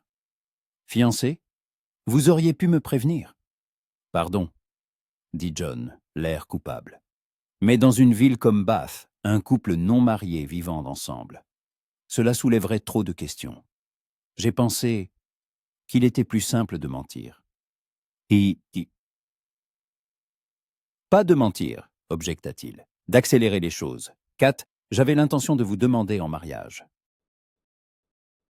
Je voulais juste attendre que vous vous installiez, que vous vous habituiez. Mais si nous voulons éviter les commérages... Kat s'arrêta au milieu de la rue. C'est une demande en mariage, demanda-t-elle. Parce que si c'est le cas, c'est la pire que j'aie jamais entendue. John se mit à rire. Vous avez raison. Laissez-moi me rattraper. Et là, en pleine Milsom Street, sous le regard des passants, il posa un genou à terre. Catherine Walters, vous avez fui avec moi au bout du monde. Enfin, à Bath, ce qui est à peu près la même chose. Vous avez quitté le luxe pour moi. Accepteriez-vous maintenant de faire de moi l'homme le plus heureux du monde en devenant ma femme? Officiellement? Kat le regarda, ses cheveux en désordre, ses yeux verts pleins d'espoir, le ridicule de la situation. Et soudain, elle éclata de rire. Pour la première fois en 2 jours, un rire sincère, du fond du cœur. « Relevez-vous, dit-elle. Les gens nous regardent. » Ce n'est pas une réponse, dit John sans bouger. « Oui, dit Kat. Oui, je vous épouserai. Maintenant. Relevez-vous avant qu'un constable ne vous arrête pour trouble à l'ordre public. » John se releva d'un bond, la souleva et la fit tournoyer. Kat poussa un petit cri en riant. « Posaki. Reposez-moi !» Immédiatement. « Jamais, déclara-t-il. Mais il la reposa tout de même. « Vous avez dit oui. Vous ne pouvez pas revenir en arrière. »« Je n'en ai pas l'intention, » dit Kat en rajustant son chapeau. « Mais, la prochaine fois, prévenez-moi avant de faire un spectacle. » Ils se marièrent 1 semaine plus tard, dans une petite chapelle à la périphérie de la ville. Le docteur Wilson et sa femme, une adorable femme rondelette qui sanglota dans son mouchoir pendant toute la cérémonie, leur servirent de témoins.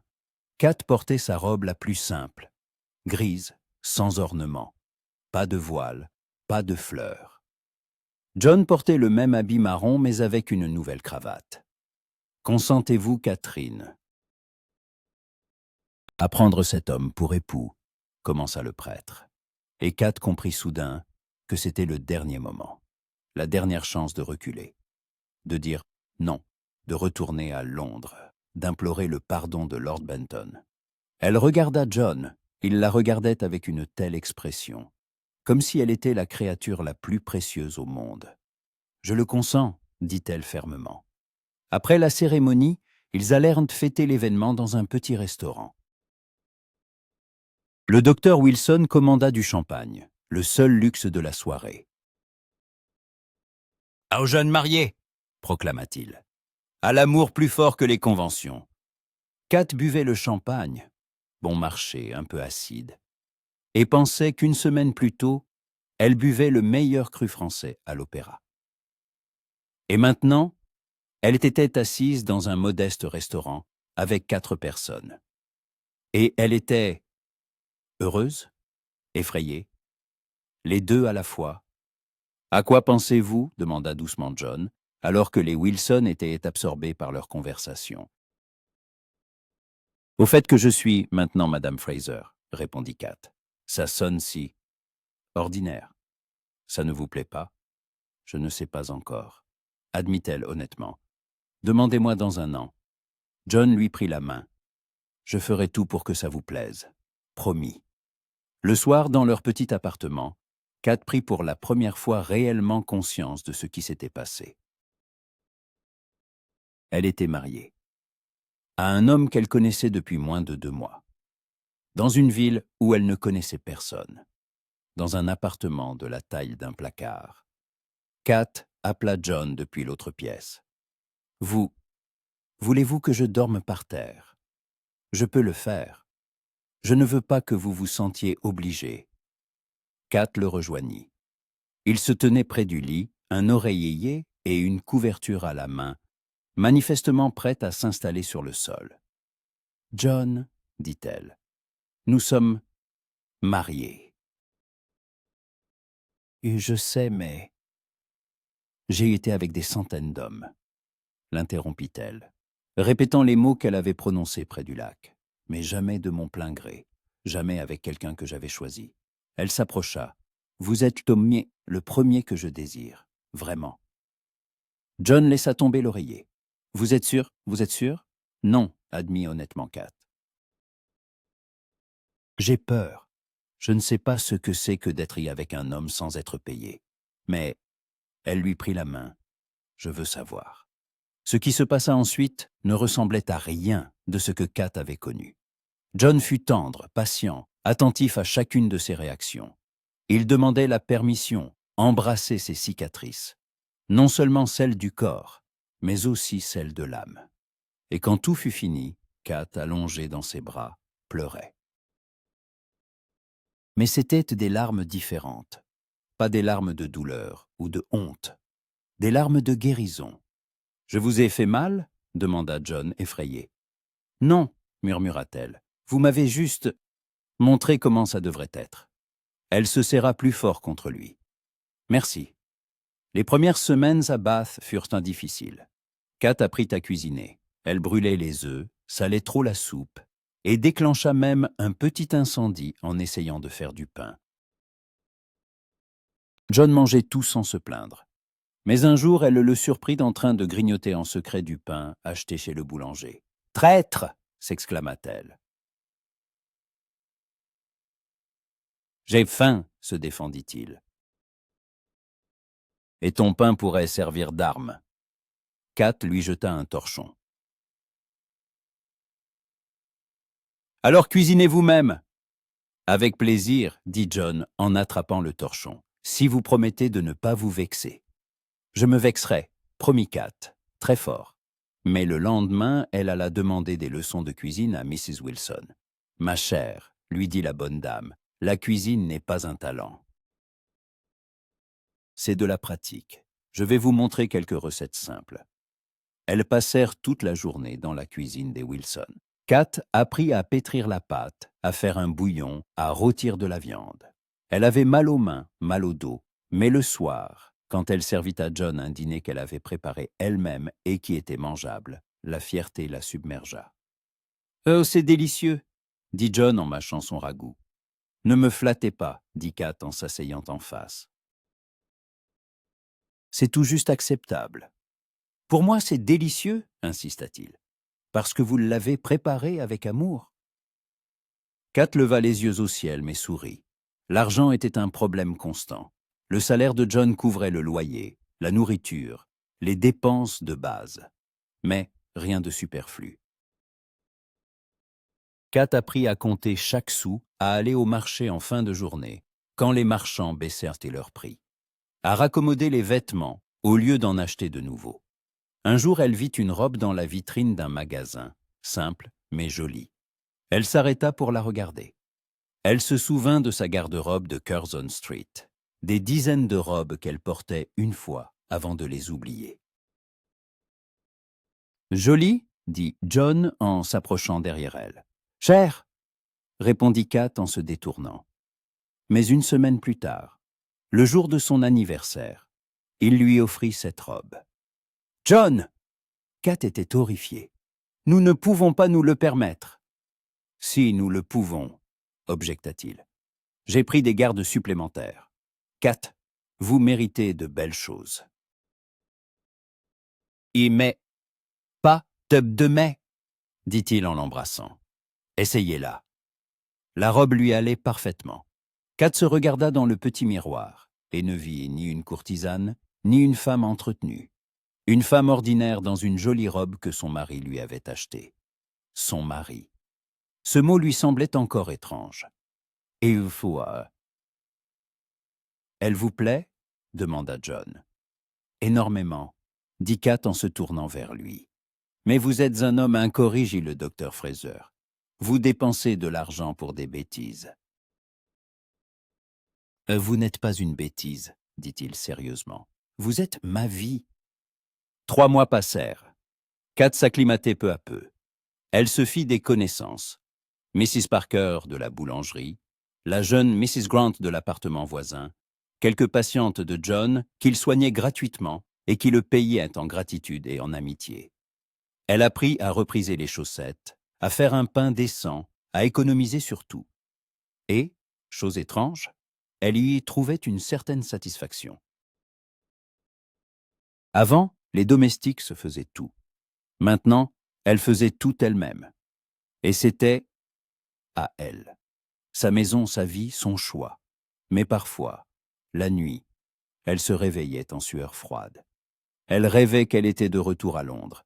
Lord Benton se tenait à la porte de sa chambre, un air de déception sur le visage. Ou bien elle était dans la maison de Mrs. Jennings et la porte s'ouvrait pour laisser entrer un autre client. « Kat » disait John en se réveillant pour la serrer dans ses bras. « Ce n'est qu'un rêve. Vous êtes en sécurité. »« Je sais, » murmurait-elle en se blottissant contre lui. « C'est juste que parfois, le passé ne me lâche pas. »« Alors nous le combattrons ensemble, » promettait-il. Un soir, alors qu'ils étaient assis près du feu, John lisant une revue tortue médicale, Kat reprisant une de ses chemises. Elle demanda soudain « Êtes-vous heureux ?» John leva les yeux de sa revue. « Question étrange. Je suis juste curieuse, » dit Kat sans le regarder. « Vous avez quitté Londres, c'est un poste prestigieux. Vous vous êtes lié à une femme à la réputation sulfureuse. Vous vivez dans 2 pièces. Êtes-vous heureux ?»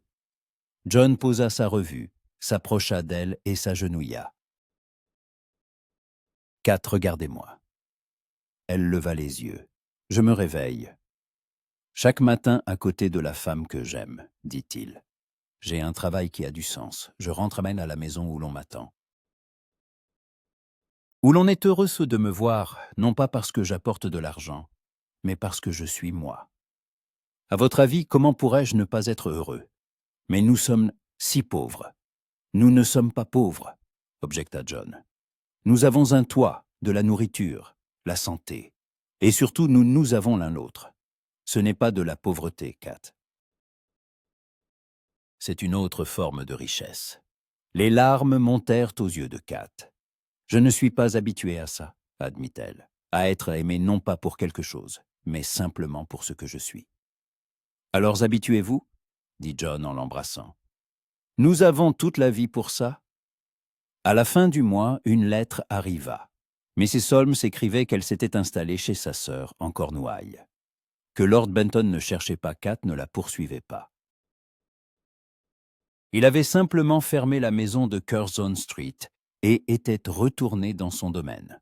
« C'est un homme bon, » écrivait Mrs. Holmes, « et je pense qu'il comprenait plus de choses que nous ne le pensions. Sois heureuse, ma chère. Tu l'as mérité. » Kat plia la lettre et regarda par la fenêtre. Bath entrait dans l'hiver. La première neige tombait sur les rues pavées. Les gens se pressaient. Une ville ordinaire. Une vie ordinaire. Sa vie. « Tout va bien ?» demanda John en rentrant du travail. « Oui » dit Kat en se tournant vers lui avec un sourire.